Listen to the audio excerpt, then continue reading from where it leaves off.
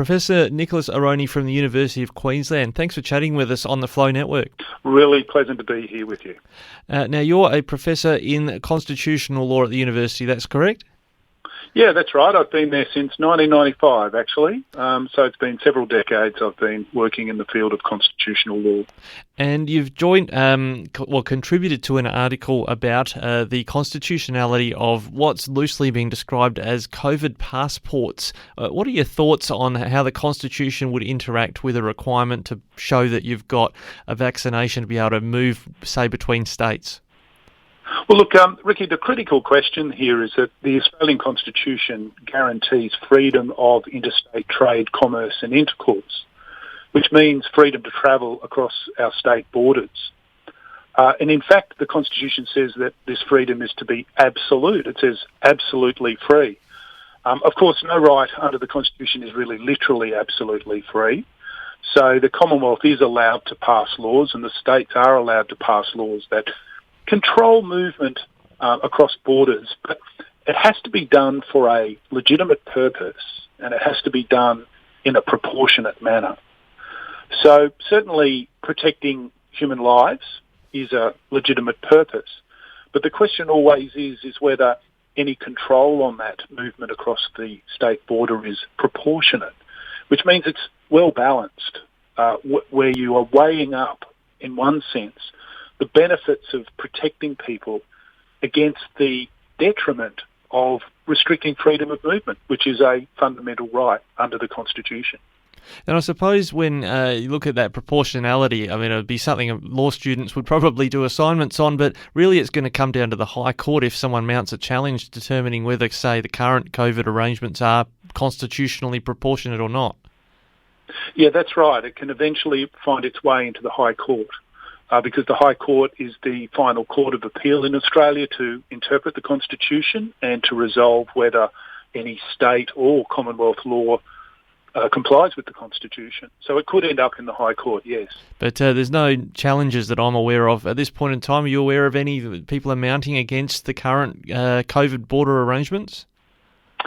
Not presently, although there was a challenge that Clive Palmer brought against the Western Australian rules last year. And in fact, he was unsuccessful in that action. But every situation is going to be unique. That involved the High Court assessing very closely the particular rules that Western Australia had adopted at that particular time.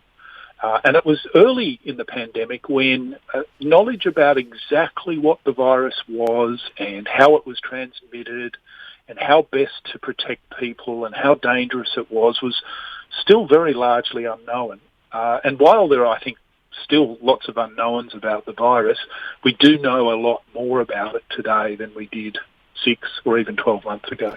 Yeah, and the virus has wreaked some havoc in places like Europe, among others, and the situation with our borders has been a bit analogous to Europe, where we've got, a bit like the European Union, you've had this freedom to move between states, but is a vaccine passport going to be somewhat like, breaking the states down, almost functioning like individual countries? Well, it can have that effect, and that's part of the concern. We think of passports as things that entitle us to travel around the world from one country to another when we're not citizens of that other country. But the thought that you would need a passport to move within your own country from one state to another isn't really consistent with the idea that we're citizens of the one country and have freedom of movement within the country. So I don't like the idea of introducing the idea that you need a passport to move around the country. But is it something that, in your view, constitutionally could stand up as a proportionate response to COVID? Look, that's going to really depend on quite a lot of things because it involves the court having to assess the risk and the dangers against the effect on freedom of movement.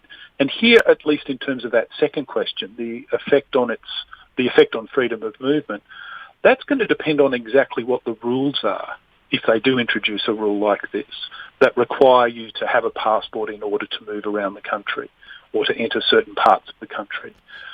So it's being said that perhaps people will need to have obtained or had a vaccination in order to have the passport.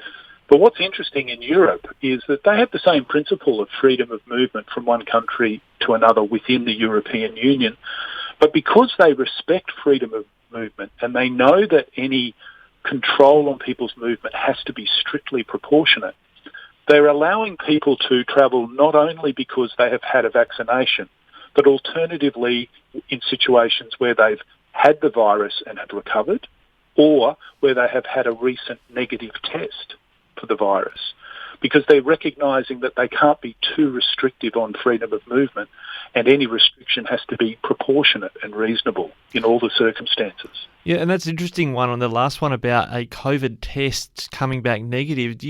I'm not expecting to be an expert on this particular element, but is there a sort of how recent would that test have to have been? Look, that's a question I can't answer off the top of my head. Presumably it does have to be very recent, and it would be worth looking at exactly how recent it needs to be. And of course there's some controversy around tests because they can produce false negatives and false positives, and the cycling that has to be done in the process of assessing whether the test comes back positive or not is a point of some debate and discussion as well. So I would imagine that there's some fairly careful definitions around that testing regime that get applied in the European Union. Just on another point, because we're talking to you from a constitutional law point of view, it's been mentioned in federal politics a few times the Prime Minister has theoretically the power under the Constitution when it comes to quarantine to take some control of what's happening in states and territories regarding COVID-19. Is that something you've looked at? Is that actually a legitimate argument? It's a very interesting question. I mean, the Constitution does say that the federal parliament has power to make laws with respect to quarantine, the subject matter of quarantine. First thing to notice is it's the parliament that has that power. It's not the Prime Minister himself. And so any rule or law introduced that would restrict people's movement based on the quarantine power, as it's often called, would have to be based on a law passed by both houses of the Australian Parliament. Then the second question is, well, what is quarantine? And the interesting thing about this topic is that there haven't been any real cases decided by the High Court, to my knowledge, that have discussed in detail or determined the meaning of quarantine.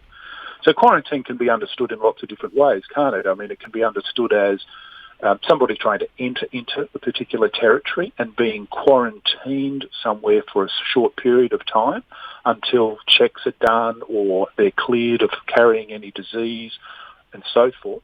Or it can be seen as a more far-reaching control on movement, preventing people to move from one place to another. But you see how the concept of quarantine tends to mean quarantining someone in a place for a particular limited period of time, rather than simply saying you're not allowed to move around the country unless you have a particular certificate. Yeah. So I think that some arguments are going to be raised, if it ever comes to it, about exactly what quarantine means. And I think for some of our listeners in regional areas, their immediate thought would be about livestock and agricultural produce, and maybe not about people being quarantined. Exactly. I mean, the concept of quarantine does squarely draw our minds to the thought of quarantining animals or plants that might be carrying disease. It could also include human beings. One can understand why that the same principle would apply to a human being that might be carrying a disease as well. But it also raises different issues, doesn't it? Because quarantining a human being is not quite the same thing as quarantining an animal, let alone a plant. Human beings have rights, they're citizens, and we need to respect their human dignity in everything that we do. Well, when talking about these things, it reminds me of when constitutional law became exciting again for some people when senators were being kicked out of the parliament. Maybe if things keep going the way they are, you'll have a bigger lineup for your classes next year. Well, it's always fun teaching students and explain to them the current relevance of constitutional law. And I must say, it comes up more than you might expect. There's plenty of day-to-day political issues that have a constitutional element. Well, Nicholas Aroney, Professor from University of Queensland, thanks for giving us your time on that. Some really interesting questions that still need to be answered and raised at the federal level. Real pleasure. Really enjoyed talking with you this afternoon.